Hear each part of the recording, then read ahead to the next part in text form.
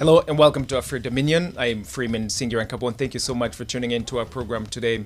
And those of you joining us live for the first time, welcome. We are so thrilled for the opportunity to be here with you and feel free to come and join the conversation today as it happened. And for those of you who are joining for the very first time, I also want to let you know to be sure to get in touch with us so that we may pass or share information as it comes through our back channels. And especially those of you who have never been to our main website, I want to let you know that if we're not live or if we're not on our social medias, we can still get in touch with you guys and keep in touch through our main website, which is www.afridominion.com. www.afridominion.com. It is so great, so excited to be here with you guys today. We are June 9th, Monday, June 9th, 2025, and here at our studio, it is at 12:16. Today, we want to talk about one of the hottest information about the travel ban that is coming in the United States. And for those of you guys who are now aware of, do you have roots? Do you have roots, family, or business from the 12 countries that have been banned as of today, June 9th, from entering in the United States? That's the conversation that we are going to briefly have for a few minutes. How does that affect you? How does that affect your family, your loved ones? And how does that affect your business, especially if you have a business in any one of those countries? And what are the takeaway actions? So that's what I want to talk to you guys about. Now, one of the main reasons why I actually decided to bring this issue. Oftentimes, we don't necessarily go after some of the hottest topic here in the United States, especially as it pertains to Africa and African people. But this travel ban has so many nations, so many African nations, which is one of the biggest reasons why I want to talk about it. And also, what are the implications? What are the implications for these travel bans? And for those of you guys who are not aware of, I hope that they can help us putting it on the main screen so we can be able to share from the information that has been provided by the White House. By the way, this travel ban is literally issued straight from the White House. For those of you guys who do not remember, on if my memory serves me correct, on June 4th, 2009, President Trump issued an executive order or a proclamation, if we may want to put it that way, where he was banning those countries. Now, because I always say that if there is something to say about anything, especially nowadays, we gotta go straight from the source. So we did that, and I want to make sure that we actually talk about it from the lenses by which the government, the U.S. government, has been has issued that particular proclamation. If you guys look at it here, we went straight to the the White House website. The information is publicly available, so there's nothing special of what we have done today except just putting up the information and making sure that all of us, we can be able to see it. Now, the biggest reason why is one of the reasons why we want to bring it up. We want to bring it about is because most people thought it was a joke. We talked about we talked about it, especially those who are in the legal arena. They said no, the court was going to absolutely not allow this to take place. So from the White House on June 4th, those of you guys who are not aware of, an executive order was issued. And it was titled, President Donald Trump restricts the entry of foreign nationals to protect the United States from foreign terrorists and other national security and public safety threat. So in other words, the following 12 countries have been completely banned for the reasons that the White House claimed. One of them of which is, terrorism. Second, other national security and public safety. And down here in the proclamation, they were very specific as to the reasons behind what they say. These are the reasons why they are going to be banning, or they are banning these countries. And I believe that it is only fair, guys. I told you that if we talk about a lot of these issues, we will be talking about it from the lenses by which it is being spoken, or the lenses by which the government itself has decided to present the information, so it can be fair. Okay, so guys, let's just run through it right quick, so that those of you guys who are not aware of this can check it out. I will read it really quickly. Some of these you guys can read it yourself. The executive order, it was 14,161. So this is one of the original executive order that he used. So I'm gonna go ahead and just go further down quickly. By the way, this issue went all the way to the court, because some people did have issues with it, and it was sent to a litigation through court. And then the proclamation fully restricts and limit the entry of 12 nationals from 12 countries found to be deficient with regards to screening. So the White House claims that one of the reasons why they're banning these these countries, especially those who have been fully restricted, part of it is screening and vetting, and determined that they have determined there's a postal security risk, very high risk to the United States. Some of these nations are Afghanistan, Burma, Chad, the Republic of the Congo, Equatorial Guinea, Eritrea, Haiti, Iran, Libya, Somalia, Sudan, and Yemen. So these nations, these 12 countries, they literally have been banned because of the security. This security threat that the country feels that it is going to be that they are going to basically experience it. Out of these, in addition to these 12 countries, we also have 7 nations that poses a high security risk. And in other words, though they have not been fully banned, but it is going to be difficult for the nationals to enter the United States. These are Burundi, guys. Burundi is right next to Rwanda, right next to the Democratic Republic of the Congo. And we all know what is happening in the DRC, which is the Democratic Republic of the Congo. A war that has claimed more than 20 plus million people. So Burundi, Cuba, Laos, Sierra Leone, Togo, Turkmenistan, and Venezuela. Now, one of the issues that a lot of the U.S. citizens, green card holders, and some of their family members, I know some of them who have been very, very, very, very concerned. If your nation is one of the nations that have been fully banned, does that mean that it is going to be illegal for you to go to that country? Does that mean that your loved ones would not be able to talk to you on the phone, to email you? Is the CIA going to be checking up on you when you're talking to your brothers and sisters from these restricted nations? Now, the answer, I don't know, but we say yes.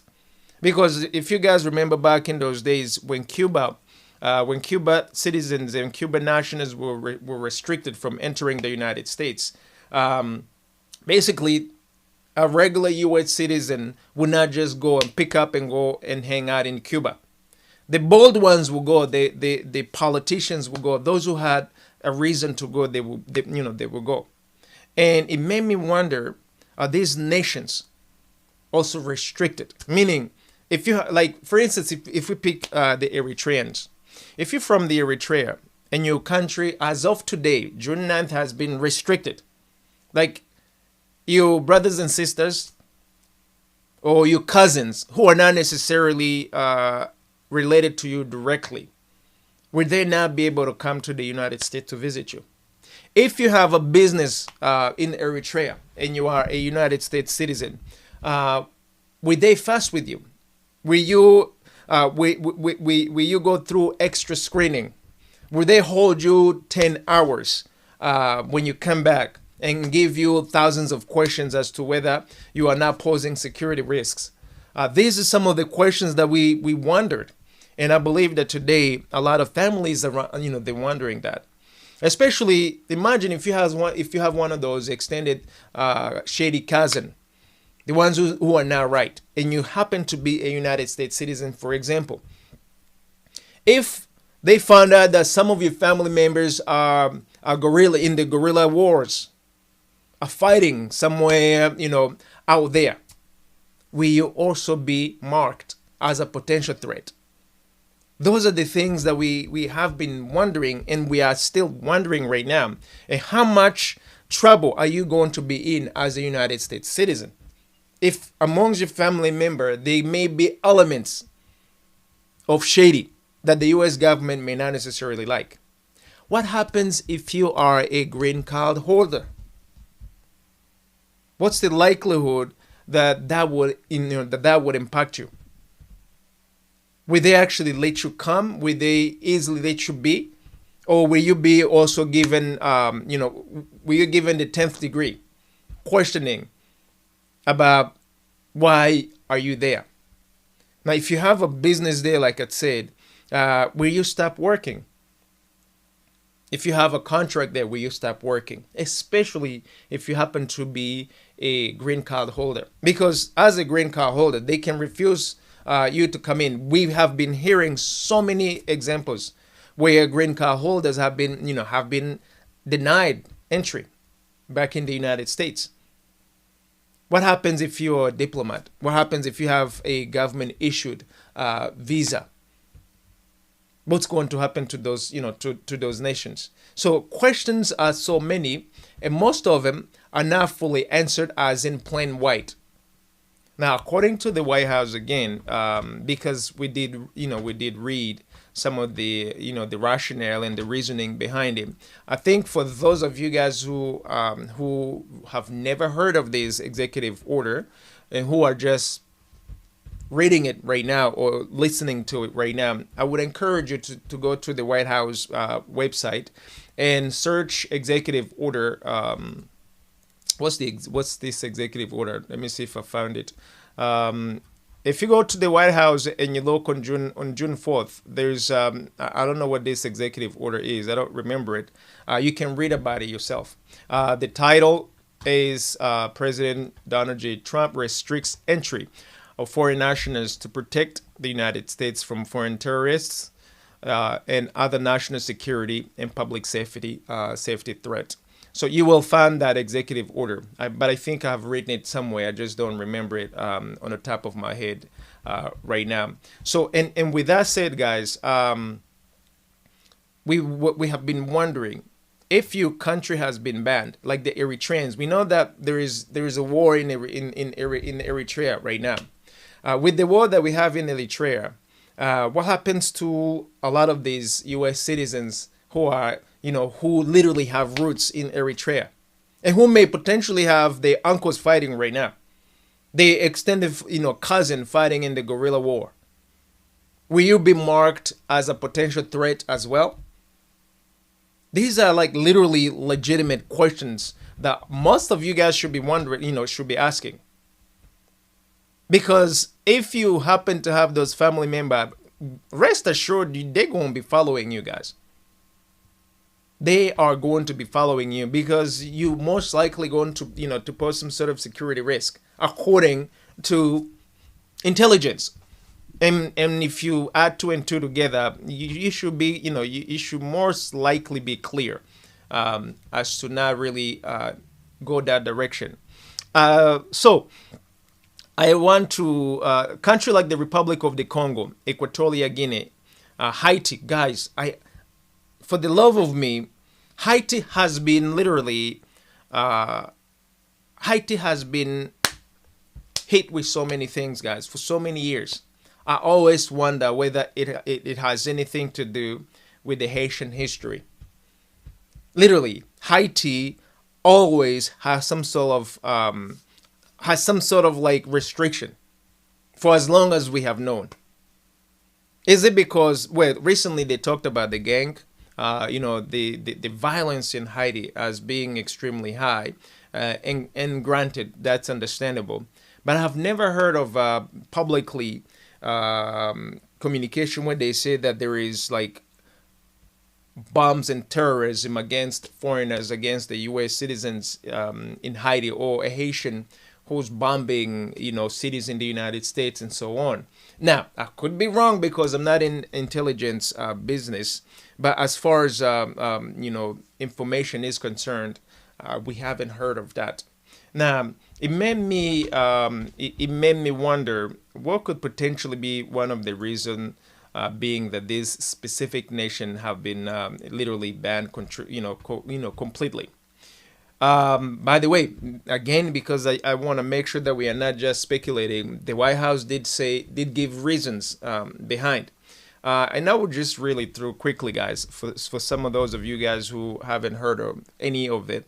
It says securing our borders and interests. The restrictions and the limitation imposed by the proclamation are necessary to garner cooperation from foreign government, enforce our immigration law, and advance other important foreign policies, national security, and counterterrorism objectives. I think it's self-explanatory, even though the title is a little more gruesome.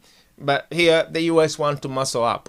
They want to make sure that you dance to the music that they are playing, plain and simple. And that's how it's been with this administration. You guys know more than I do so much changes that is taking place today.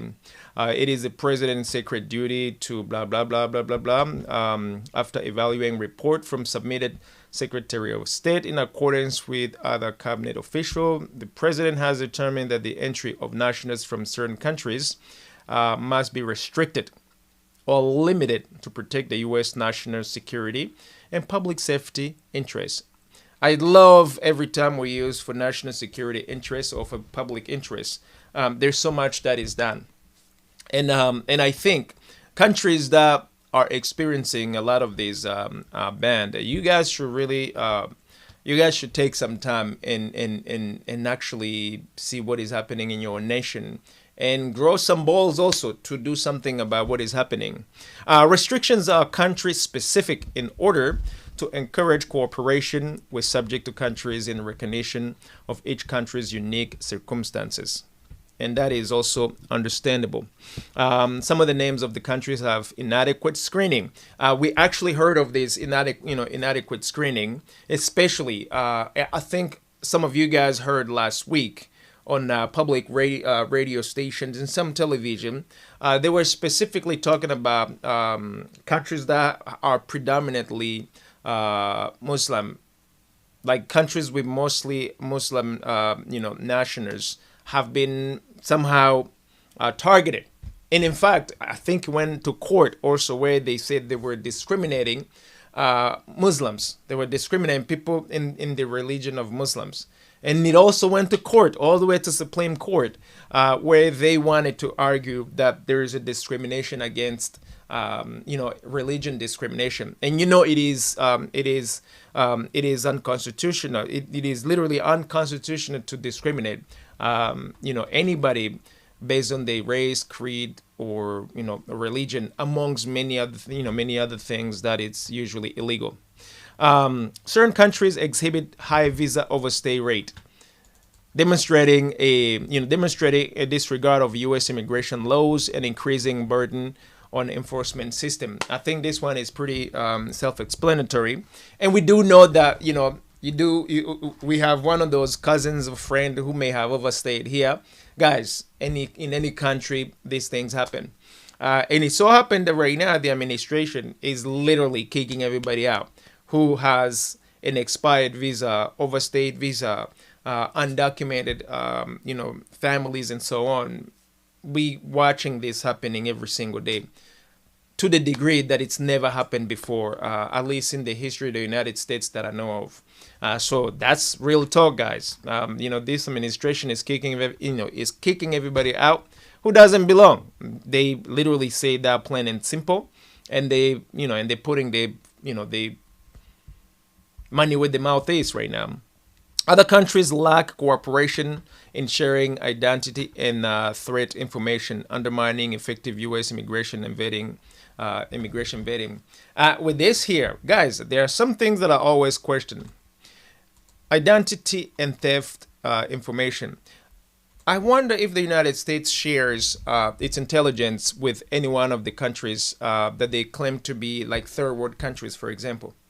I literally wonder if that's one of the things that happens, because if it doesn't, if it doesn't happen, um, why would the administration expect that other countries are going to do that just because you're muscling up? That's just a question that I have here, because I know that there's sometimes there's a feeling of for the lack of better word, entitlement. There are certain things that the United States is going to impose upon you, whether you like it or not, just because they can muscle you up. Real talk, guys. And I think some of these things are happening like that today. It's up for discussion, of course. Some countries have a significant terrorist presence or state-sponsored terrorism, posing a direct risk to U.S. national security. I think this one is pretty serious. And again, those of you who work in the intelligence community, you are better equipped to have a much more professional opinion of this thing right here. Several countries have historically failed to accept back their removable nationals, complicating U.S. efforts to manage immigration and public safety. So if you get deported, your native country may refuse you, which is pretty horrific. Of course, making America great. That's a slogan that all of you guys know. Now, let's go down to some of the countries that have been completely suspended. Full suspension, if you see here. Or banned. Banned. Afghanistan, I was expecting this because they talked about it last week. Taliban, especially designated global terrorist. If you have been designated as a terrorist, there's a pretty good chance that you, your family, your cousin, anybody who's related to you is going to be also put in the black, in red. You're not gonna go anyway. Control of control Afghanistan. Afghanistan lacks a competent or cooperative central authority for issuing passports or civil documents, and it does not have appropriate screening and vetting measures. Granted, By the way, guys, I'm okay if in my own house, if I feel threatened by you in any way, chance or form, in any way, shape and form, I'm gonna do what I gotta do. So I have no arguments here. And of course, because of the whole political machinery behind a lot of these reasoning, a lot of these actions, oftentimes we have so much to say. And of course, families that are directly affected, they have a whole lot to say, including saying, hey, I have never been such a douchebag. I have never been a terrorist, nor am I affiliated with it. Why are you bundling me with the rest of the people that you claim they have done A, B, C, D? It's a legitimate question. Nevertheless, that's why countries do what they do. Burma, according to the overstay report, Burma B1 and B2 visa overstay rate 27%, and F&M and J visa overstay 42%. So these are White House stats, guys. I have not verified them, but according to what they say, it is what it is right there. Additionally, Burma has historically not cooperated with the United States to accept their removable nationals. Meaning, if you get deported from Burma, the Burmese government would not accept you. So that's strike number one. Strike number two, those with overstay visas, also, it seems like the percentage is high. Consequently, they permanently ban you. Chad, that's Africa. We know that there is, we know that in Chad there is instability. For those of you guys who do not know Chad, look on the African map, you will see Chad there. According to the overstay report, Chad has B1 and B2 visa overstay of 49%. That's like roughly 50%. Meaning, if two people come into the United States on B1 or B2 visa, one of them will literally stay in the United States instead of going back home. And according to the administration, that's not acceptable. And the visa, those of you who have visa F, M, and J, visa overstay rate 55%. Yeah, that's pretty high. And these, by the way, these are stats from 2022, according to what they are saying, where Chad had 37%, the high visa overrate in 2022-2023 is unacceptable, according to the administration. The Republic of the Congo, right next to the DRC. According to the overstay report, the Republic of the Congo had B1 and B2 visa overstay of rate 29.63%, roughly 30%. For the B1 and B2, and then those of you guys, the visa F, M, and J, visa overstayed rate of 35%. By the way, it is important or imperative that you get to know what type of visa they're referring to. But bottom line, according to the administration, anything over 30%, roughly 30% and above from the Republic of the Congo, it's not acceptable, and consequently, the entire country becomes banned. Equatorial Guinea. According to the overstay report, Equatorial Guinea had a B1 and B2 overstay rate of 21.98%, roughly 22%. F, M, and J visa overstay 70%. Eritreans, the United States questions the competence of the Central Authority. Here, it's completely different. They're not even sure that the government can do what it does. For issuance of passport. By the way, they talked about this last week on regular television and radio stations, where they said that, as in Eritreans, you could buy a passport, or you could be another foreign national and still get an Eritrean passport, so long as you have, ching to pay for it. Criminal records are not available to the United States. Guys, again, this is some of the things that I wonder. Does the United States avail its criminal record to other countries? That whole thing about reciprocal. If you're not reciprocating, why should you expect, otherwise? But again, I'm not a politician. I'm just reading here. Eritrea has historically refused to accept back its removable nationals, according to the overstay report. Eritrea B1 and B2 visa overstay rate of 20%. F, M, and J visa overstay 55%. From all of these, most of them are overstaying. Now, Haiti. Guys, I started talking about Haiti, how for as long as Haiti is a nation, Haitians have always been in trouble. Mostly because of the history, but also, I guess, things follows the Haitian. And I think it's about time they get some sort of a break, because everybody could use a break, guys, but not today. According to the overstay report, Haiti has B1 and B2 visa overstay of 31.38%, roughly 32%. FM and J visa overstay about 25%, which according to the administration is not acceptable. Additionally, hundreds of thousands of illegal Haitian aliens flooded the United States during the Biden administration. They talked about this too, where they said that people were fleeing, the insecurity. By the way, we know that in Port-au-Prince, which is the capital of Haiti, the violence is high. The violence is high. We hear of that. The claim of instability in the country, and consequently, people don't want to be in a messed up nation, in a messed up environment. But also, it is an opportunity for the Haitians to do something about it. But I always question, how is this violence? How is this violence actually fomented? Is the same way we talk about the violence in the DRC, the Democratic Republic of the Congo.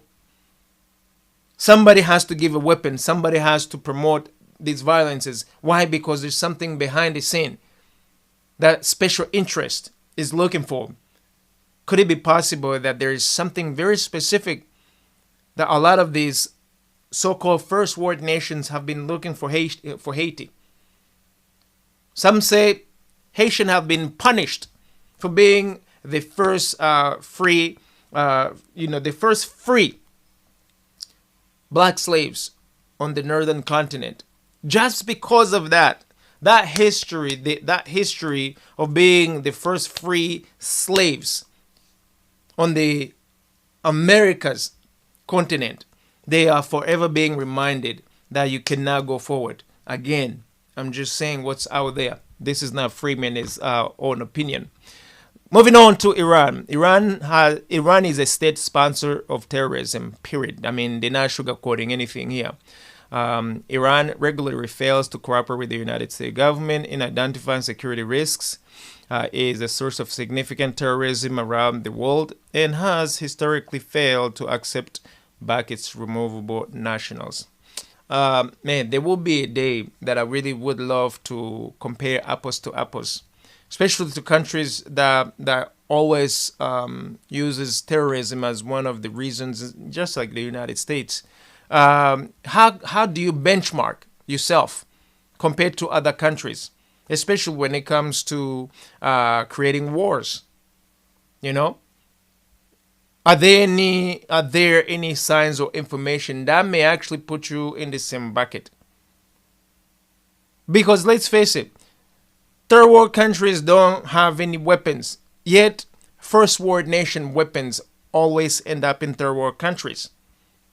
How is it that the big boys never get a court date, never get to be scrutinized the same way they can scrutinize the little guy?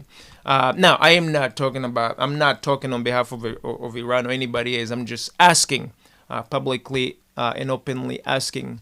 Libya, guys, there's not a single country on this planet Earth that actually makes me sad like Libya. Libya was flipped upside down.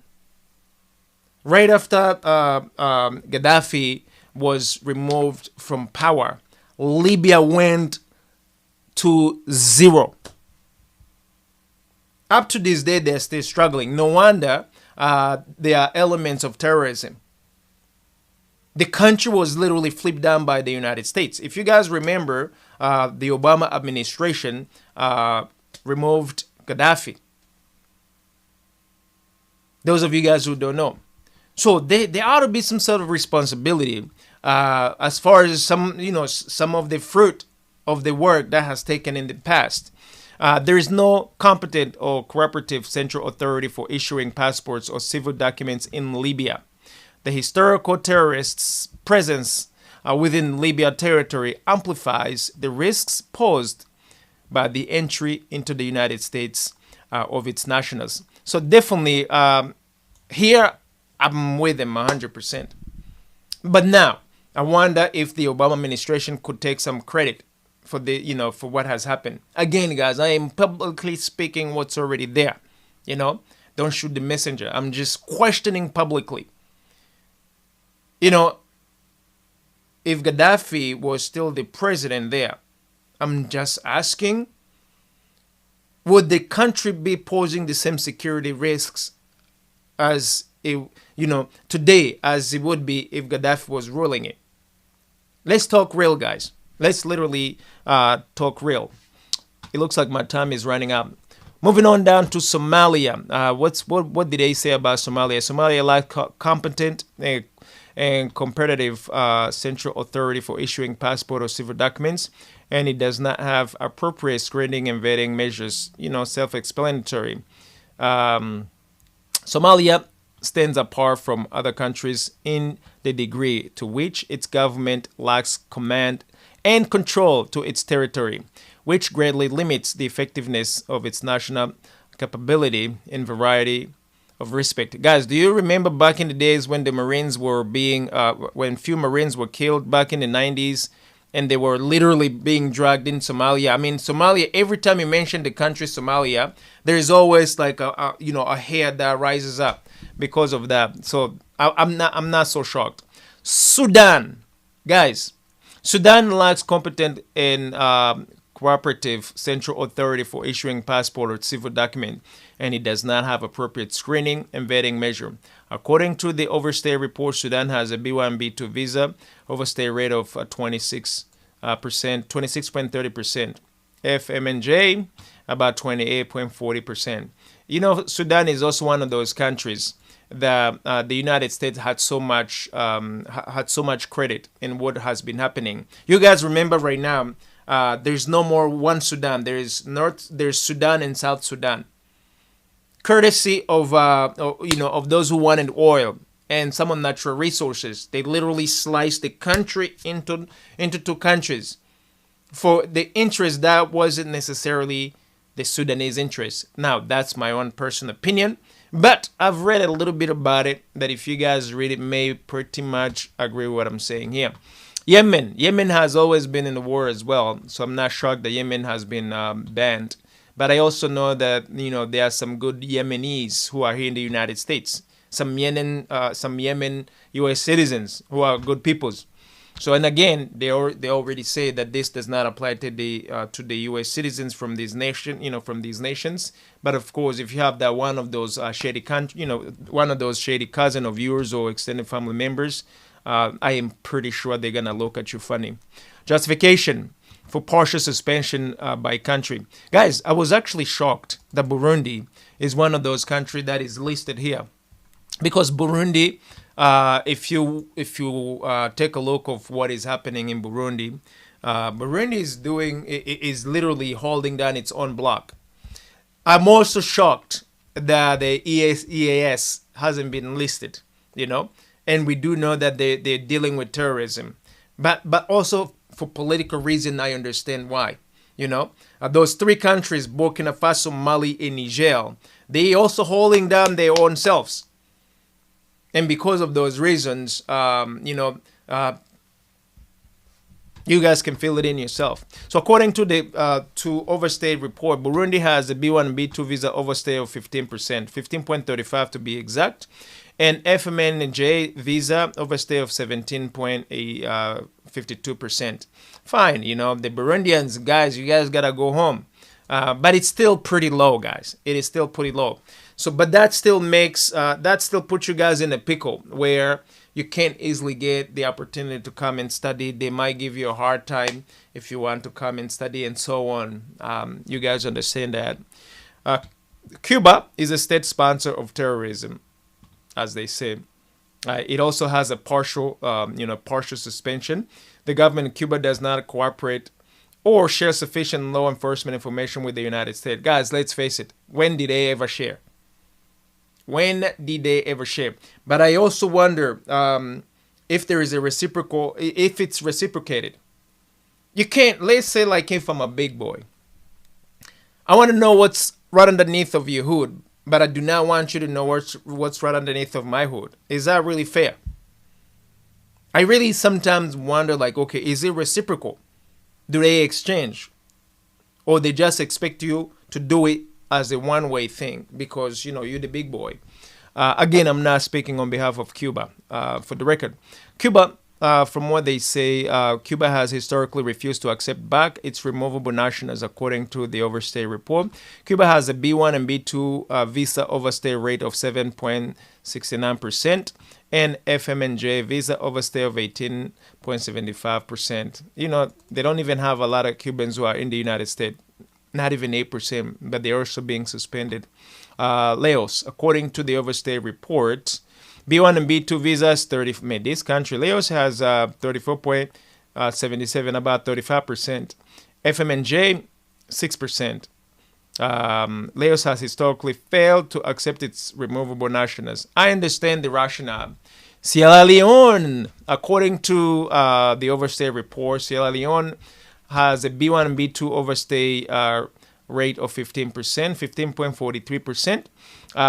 FMNJ, 35.83%. Sierra Leone has historically failed to accept back its removable nationals. Guys, I hope that we will actually have an opportunity to have this conversation openly to find out as to whether the claims hold also. Today we only read from one, from one stand of things. We didn't get the opportunity to find out from the rest of these, this nation what they say. You have the Togolese also. You people from Togo, you brothers and sisters from Togo, you have been partially banned as well. According to the overstay report, Togo has a B1 and B2 visa overstay of 19.3%. 19.03, I stand corrected. FMNJ visa overstay of 35.05%. Okay, self-explanatory based on the trend from the top. Venezuela lacks competent and comparative central authority for issuing passport, or it's a civil document. And it does not have appropriate screening and vetting measures. Guys, also, if you guys know, Venezuela is very rich, stinking rich in natural resources. There is a trend here. Nations that have sort of natural resources, they tend to have some sort of instability, and I wonder why. You guys can do a little research about that yourself. Venezuela has historically refused to accept back its removable nationals, according to the overstay report. Venezuela has B1 and B2 overstay visa. Guys, all of this justifies what the administration is doing, and that's their prerogative, just for the record. But one of the reasons being why this is pretty interesting, and I started wondering if you have a business there, if you have loved ones there, how difficult is it going to be? Because now everything is being, you're going to be checked. Will you be able to have the opportunity to do all those things you were doing before, or you are going to be walking on eggshells? How are you going to basically do your business, run all that you were doing there? I think that the majority of folks are going to be affected. Some of you has asked what is B1 and B2 visa. If you just paste it online, you guys, you will be able to get more information. Guys, maybe you can put it on the screen right quick so they can just look at it. And then we move on, because we're running out of time right now. Actually, guys, you guys can do it yourself, okay? Because I only have 2 minutes left. Wrapping up with this conversation, guys. I'm not shocked. I'm not surprised, because they have been warned. They have been warned. That this, actually, we knew that this was coming, because oftentimes if something goes on national television, it goes on a national radio station, they talk about it, it's already in the pipelines. So I don't think any of you is surprised of what is happening right now, and the implication that it may have. Now, as far as the implication, imagine if you have a business in any one of these countries that has been fully restricted. What's going to happen to your business, especially if you do not have a United States citizenship? Are you going to close shops? If you want to go to Eritrea and you are an Eritrean citizen, but your business may potentially be in an area where there might be wars, where you may potentially bump to bumper with terrorists or terrorism activities, what's going to happen? These are some of the questions that we have been asking, but are not fully clear as to how people are going to proceed. So, in other words, even with you, you may consider trading lightly, because if you are caught in those areas, there is a pretty good chances that your life is going to change. It may actually change in a more negative way, because if you are caught, if CIA takes a picture of you, like literally photographs you in the area where there may be terrorists or terrorism activities, guys, for sure you're gonna be in hot waters. I'm just saying. So be on the lookout, guys, because some of these things are real, and it's going to be affecting all of you guys in real time. With that in mind, guys, I gotta go. I'm being told that I only have 1 minute to wrap up everything. Thank you so much, guys, for tuning in. Until we see you again, I am Freeman Singyaran here at AfriDominion. Have a beautiful day. I'll see you tomorrow, and peace, guys.